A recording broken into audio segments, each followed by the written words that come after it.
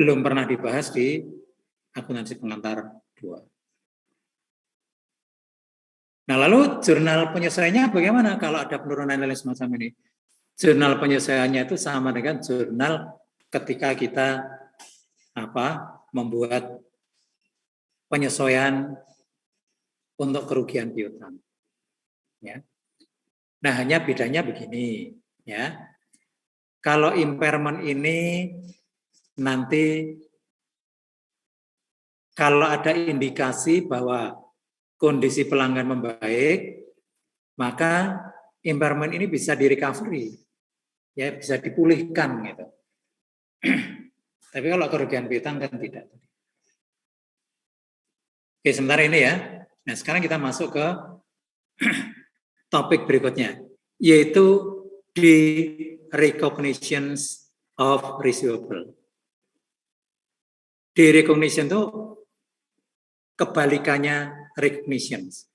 Kalau recognition itu artinya pengakuan, kalau de-recognitions itu ya kebalikannya. Ya. Dengan kata lain, de-recognition itu adalah selesainya piutang dagang gitu aja. Normalnya piutang itu akan berakhir ketika dilunasi. Tapi dalam kondisi tertentu bisa juga bukan karena dilunasi, tapi kita transfer, kita jual. Karena piutang itu pada dasarnya merupakan aset. Kalau kita BU, butuh uang segera gitu ya, bisa saja ini lalu kita transfer, bisa sekedar dijaminkan untuk memperoleh pinjaman dari bank misalnya, bisa juga dijual gitu. Ya. Ini alasannya tadi sudah ya. Alasannya ya intinya BU itu aja. Mempercepat penerimaan kas karena kita memang sedang butuh kas.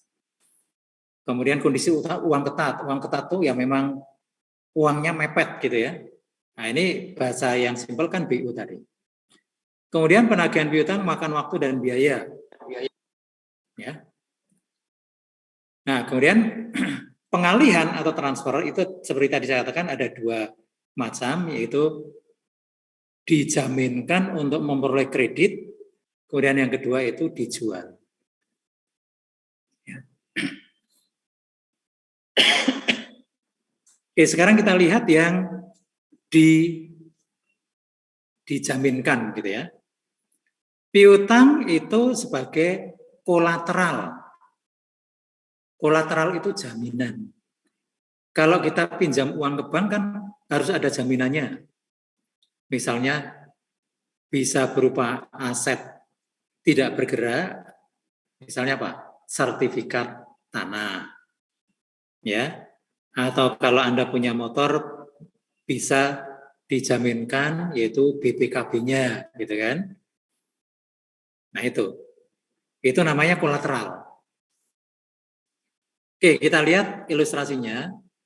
Pada tanggal 1 Maret 2015, Meng Mills Incorporation, ini perusahaan kita ya, menjaminkan piutang dagang senilai 700.000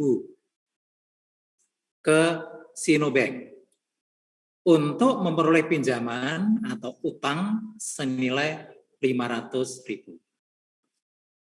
Nah, karena ini dijaminkan, maka pengelolaan piutang tetap di tangan perusahaan kita. Dan debitur tidak perlu diberitahu adanya transaksi ini. Debitur ya urusannya nanti langsung dengan kita. Urusan utang dengan bank ya urusan bank dengan kita. Ya.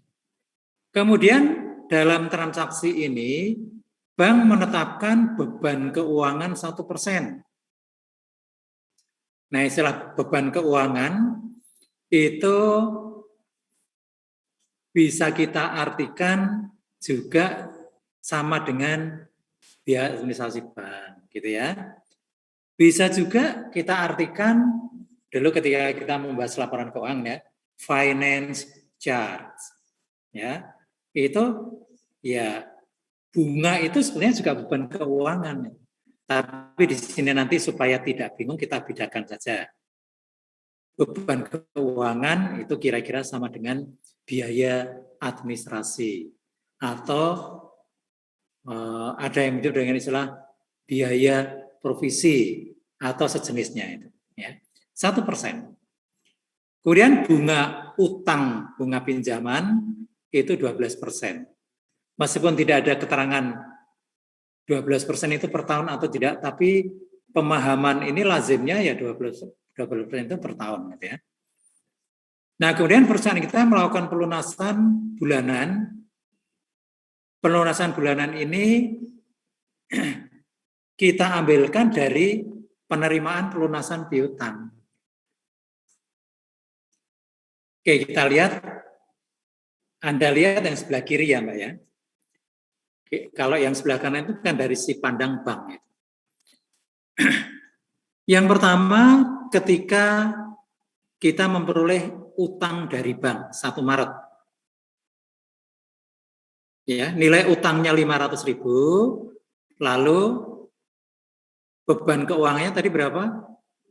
1% dari nilai piutang, 1% dari 700.000 itu 7.000 ya. Nah, tadi di depan karena saya menyebut finance charge, beban bunga, beban keuangan itu kan sama. Nah, di sini ternyata perusahaan langsung mencatat dalam akun beban bunga gitu. Masih ingat ya, beban bunga nanti di laporan laba rugi dilaporkan dalam kelompok other income and expense. Ya. Penghasilan dan beban lain. Nah, karena dipotong dengan beban keuangan atau beban bunga 7.000, maka uang yang kita terima hanya 493.000. Jangan bingung ya, lupa kok masuk beban bunga. Kalau kita menggunakan istilah beban keuangan boleh nggak? Boleh saja, itu sama kok. Di logika aja. Kita nerima uang 493, nanti kita bayarnya 500. Nah, berarti kan sama aja dengan bunga itu. Nah, nanti yang tarif bunga sendiri ada. Nah, itu nanti semuanya kita akui sebagai beban bunga. Oke. Jadi itu ketika transaksi terjadi ya. Kemudian dalam bulan Maret kita menerima pelunasan dari para debitur ya. Piutang sebesar 440.000 dikurangi dengan potongan tunai 6.000 ya. Plus retur penjualan 14.000. Ya. Ini kalau dibuat jurnal terpisah, ada 2 jurnal ya. Kalau 2 jurnal yang pertama adalah pelunasan piutangnya sendiri, itu debit piutang, debit kas 440 kurangi 6.000 ya, 434. Kemudian debit lagi potongan tunai penjualan 6.000, kreditnya piutang 440.